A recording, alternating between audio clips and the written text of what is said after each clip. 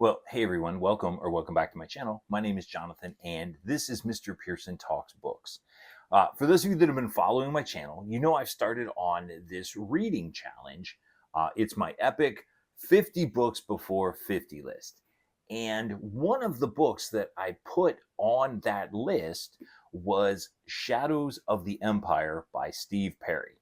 And it just so happens that I finished reading Shadows of the Empire by Steve Perry. So I can check it off my list.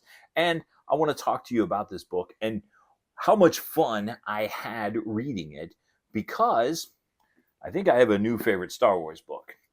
So if you're not familiar with the story of Shadows of the Empire, this is a story that is set between the events of the film Empire Strikes Back and Return of the Jedi. And for fear of spoiling movies that are almost 50 years old, I will tell you that Empire Strikes Back ended with Han Solo being frozen in a substance called carbonite and being taken away by the bounty hunter Boba Fett. And so that left Luke and Leia and Lando, who was in a bit of a hot water mess because of his actions at the end of Empire. They're trying to figure out how to get Han back. And so they go on a number of different adventures. Luke goes back to Tatooine for some time, and Leia and Lando are trying to figure out how to protect Luke because there seem to be all of these different death threats that are taking place against him, while at the same time trying to hunt down and find out where Han is. While all of that's going on, we see Darth Vader. There is a lot of Darth Vader in this book, and I'm here for it. It was great. But Darth Vader is working for the Emperor, and there is also for lack of a better term, we'll call him a gangster named Xizor.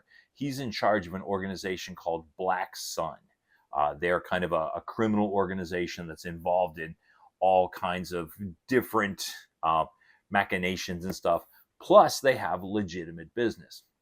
And so Xizor is working for the Emperor, and Darth Vader is working for the Emperor. And the Emperor, Emperor Palpatine, he wants Skywalker either dead or turned.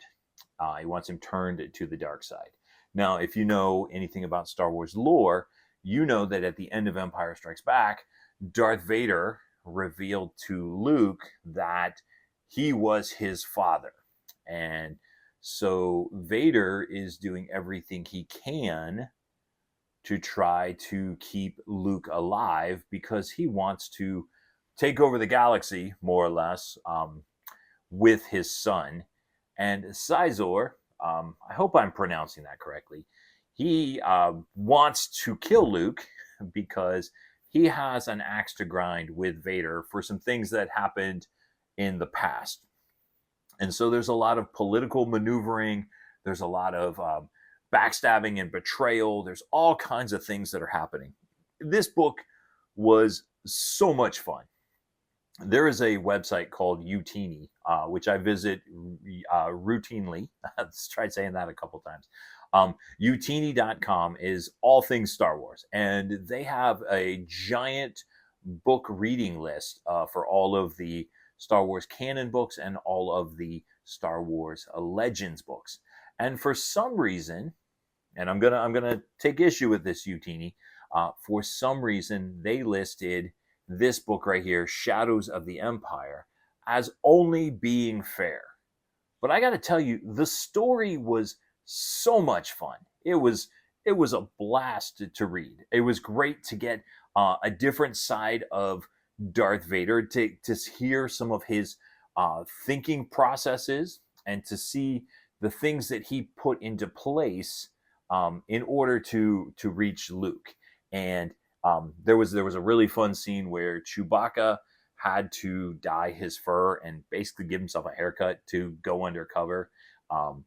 So much fun. In fact, as I was reading it, I sent my brother a text and I said, it's really too bad they can't make this book into a movie because it would have been a lot of fun.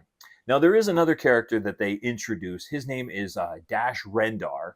And Dash well, in this book, he very much plays the Han Solo role.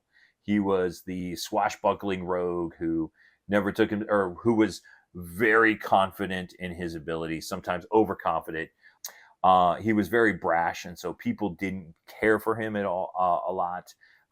But he was a good character too. I I haven't come across him in anything else, so I don't want to say whether he survives the book or not. Let's just say we don't see him very much in later things. And Xizor, the gangster, he was a fun character as well, because he's this alien and he has this lots of muscles. He's very much the mobster role, and if you cross him, things do not go well. So that was a lot of fun too. I will say at the end, I did feel a wee bit bad for him, because of some things that happened. I felt that was a little bit of overkill on one of the characters' parts. What went down? Not saying he didn't deserve it, just saying that I felt a little bit bad for him. And there was some stuff in here. Xizor, he fancies himself a ladies' man, and so he doesn't always treat the female characters the best. And there is one particular scene, and it's rather extended, where he attempts to seduce a female character, and that kind of rubbed me the wrong way. It was a little icky reading it, especially because it felt like the things that he was trying to do to this female character were going to be non-consensual. And so it felt very, very icky. Kind of reminded me of, in Marvel Comics, there's a guy named the Purple Man from the Jessica Jones series, who just by saying things can convince people to do things. And that can go in kind of an icky way as well. But overall, I absolutely loved Shadows of the Empire. This book came out in 1996. I am embarrassed that this is 30 years later. I am finally getting around to reading it. It was huge when it came out. There was a video game for the Nintendo 64. It was supposed to be the next big thing. People loved the story, but unfortunately, it never got turned into a movie. And I'm hoping that Dave Filoni, if you by any chance see this video, don't know if you will, but Dave Filoni and Jon Favreau, if you happen to see this video, please find a way to make this into a movie. It can even be a Legends movie. I mean, the DC universe is doing that kind of thing. You can make this a Legends movie. If you read Star Wars comics, you know that there is another idea of events that happened between Empire Strikes Back and Return of the Jedi, particularly with what happens with Han while he's frozen in carbonite. Didn't particularly like that nearly as much as these events right here. And in fact, the book ends leading up very close to the part where the events of Return of the Jedi begin, when the two droids are walking to Jabba's palace there on Tatooine. In fact, there's a very funny part. This isn't a spoiler, but Luke is recording the message that he is going to send to Jabba in regards to what he'd like to see happen. And he records that part about taking these two droids as a gift of his gratitude to Jabba. And the book mentions that he specifically didn't tell C-3PO because he wanted C-3PO's reaction to be so genuine. It's quite a humorous part in the book. It's very funny in the movie as well. So there you go. That is a Star Wars Shadows of the Empire. Like I said at the beginning, this was one of the 50 before 50 books that were on my list. I am slowly making my way through that list. I think I've read 4 or 5, but I'll make another video with an update on how I'm doing on those. Shadows of the Empire by Steve Perry. Have you read it, and what were your thoughts? Or what is your favorite Star Wars novel? I'm going to leave a link to a video that I made with several of my favorite Star Wars videos, or Star Wars books. I may, after reading this, I may have to re-record that list and change it up, because this one was fantastic and I absolutely loved it. If you haven't already done so, please consider subscribing. At the time of this video, I am at 293 subscribers. But leave your favorite Star Wars or Star Wars comic, if you read comics, Star Wars book, down in the comments. Again, please hit subscribe if you haven't done so. As always, my name is Jonathan. This is Mr. Pearson Talks Books, and we'll see you next time.